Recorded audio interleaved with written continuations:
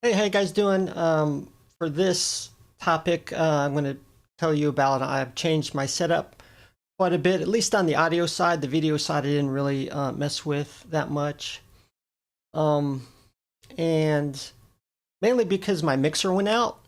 Now, I've used in the past a very complicated audio setup, primarily because I was streaming a web show once a week and audio inputs from various computers at the same time, several mics, different mics. Now I'm just primarily doing YouTube videos, so I can knock it down to one mic. Now, if you look at the picture on the left side video, you'll see some rack gear which I used to use, which is a rack compressor with a noise gate, and below that the Afix 104 for enhancing bottom end and high end, and then the mixer itself. So what I did was take my microphone right here, which is a dynamic microphone, and input it directly into the camera itself, a Canon C100, using an XLR connection. Now this microphone doesn't provide nearly enough gain coming in, so you can do it one or two ways. You can do it manually, set it to manual, and then use volume control knobs. Usually I got to set it around 7 to 8, or excuse me, 8 to 9.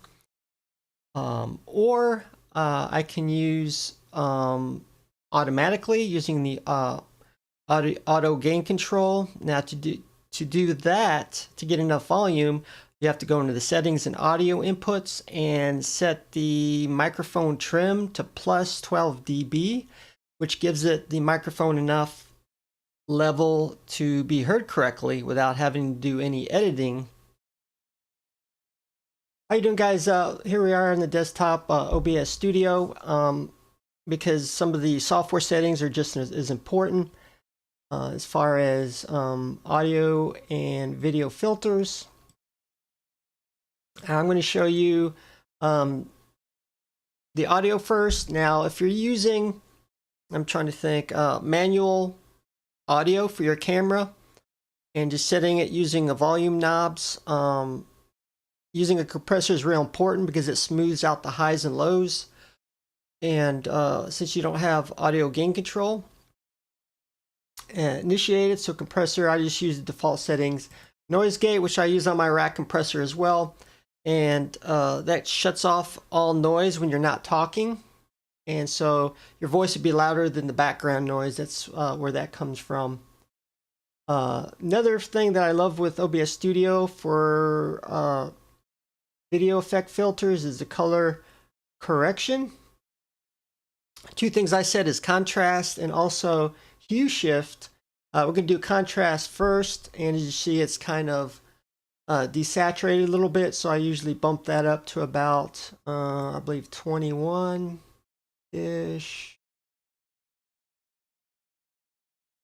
And try to do this quickly, right about there. Another thing I notice, it's very yellowish, so we're going to mess with the hue shift, and this is going to take it that hue yellow shift and add more reds, which is better for flesh tones. And let me see, without getting too reddish, which is great, right about there. Also, I think reducing the audio setup also prevents a couple of problems as well. I used to occasionally get some audio problems, and the more complicated the audio setup is, the harder it is to troubleshoot. Having the mixer with variable outputs, inputs, going through rack gear just made it a lot more harder. This one's a little easier because I got a microphone going directly to the camera.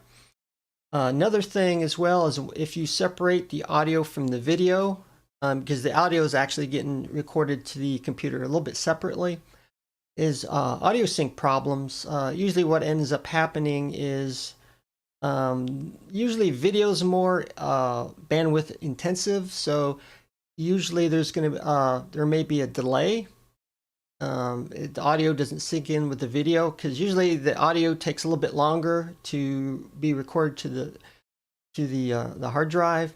So since the audio is going directly into the camera, usually you don't have audio sync issues. It's, works a lot better. So that's my new setup. I figure I'd tell you guys and how it works. So thank you guys for watching, and see you guys later.